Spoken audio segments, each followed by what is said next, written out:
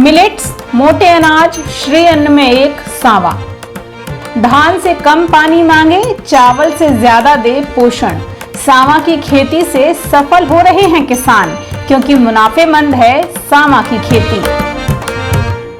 भारत की प्राचीन फसलों में एक सांवा, जिसे बार्नयार्ड मिलेट भी कहा जाता है, एक ऐसा मोटा अनाज जिसकी खेती दानों के साथ साथ पशुओं के लिए पोषक चारे के रूप में भी की जाती है। मैदानी और पर्वतीय क्षेत्र दोनों स्थानों पर इसकी खेती संभव है।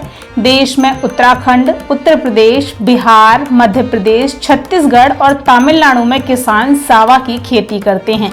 वैसे सांवा पहाड़ी और जनजातीय कृषि में काफी लोकप्रिय है। अगर आपके पास खेती योग्य भूमि कम है या ऐसी भूमि है जो कम उपजाऊ है, कोई ऐसी फसल आपको समझ नहीं आती जो मुनाफे की खेती साबित हो सके, तो आप सांवा की खेती में हाथ आजमा सकते हैं। ये मोटा अनाज आपको कम मेहनत में मोटा मुनाफा दे पाने में सक्षम है। तो चलिए सबसे पहले बात सांवा की किस्मों की करते हैं। अगर आप सांवा की व्यावसायिक खेती का विचार करते हैं, बेहतर उत्पादन चाहते हैं, तो बीज का चुनाव भी उसी अनुरूप करें। इसके लिए सांवा की उन्नत किस्में चुनें। भूमि यदि पथरीली है तो जल्दी पकने वाली किस्म का चुनाव करें। मिट्टी की उर्वरता थोड़ी कम है तो मध्यम समय में पक जाने वाली किस्म चुनें। यानी जैसी स्थिति, क्षेत्र और आवश्यकता हो, उसी अनुरूप सांवा की किस्म का चुनाव करें।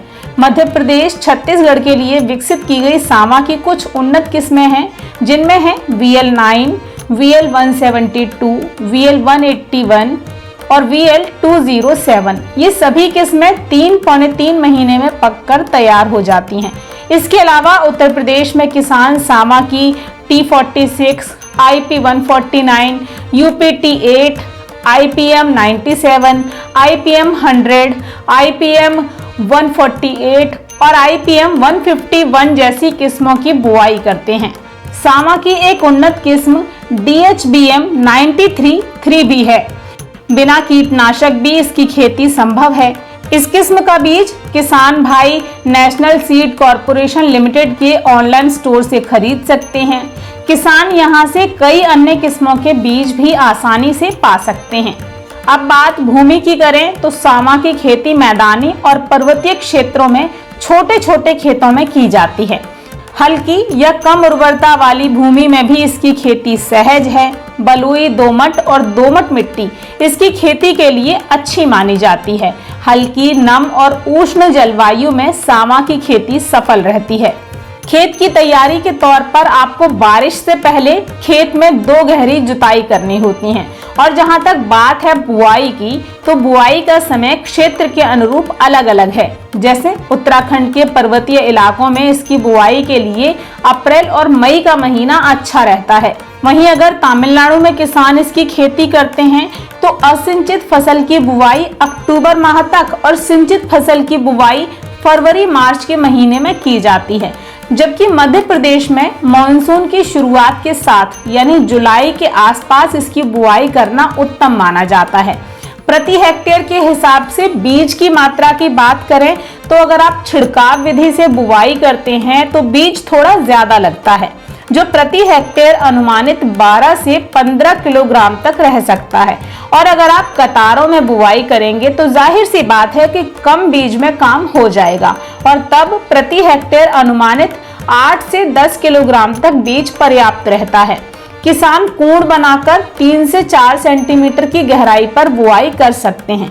वैसे कुछ जगहों पर किसान सांवा की पौध रोपाई भी करते हैं, जिसमें लाइन से लाइन की दूरी 25 सेंटीमीटर रखी जाती है। एक और जरूरी क्रिया है बीजोपचार। बुआई किसी भी फसल की करें, बीजोपचार एक आवश्यक और फसल की स्वस्थ पैदावार के लिए एक महत्वपूर्ण क्रिया है। और सांवा की फसल में रोग कीट की बात करें तो इसमें कंडवा, पर्णछाद, झुलसन रोग और तना मक्खी कीट लगता है। तो बुआई से पहले फफूंदनाशक कार्बेंडाजिम या कार्बोक्सिन का 2 ग्राम प्रति किलोग्राम बीज की दर से बीजोपचार भी जरूर करें। अब बात आती है खाद और उर्वरकों की। तो बुआई से पहले 50 से 100 क्विंटल कंपोस्ट खाद के साथ 40 किलोग्राम नाइट्रोजन, 20 किलोग्राम फास्फोरस और 20 किलोग्राम पोटाश प्रति हेक्टेयर दें। फास्फोरस और पोटाश की पूरी मात्रा और नाइट्रोजन की आधी मात्रा बुआई के पहले और नाइट्रोजन की आधी मात्रा बुआई के 3 से 4 हफ्ते बाद पहली निराई के बाद दें। पहली ही निराई गुड़ाई के दौरान घने पौधों को निकालकर खाली जगह पर रोप दें और दूसरी निराई गुड़ाई फिर से 2 सप्ताह के बाद करें।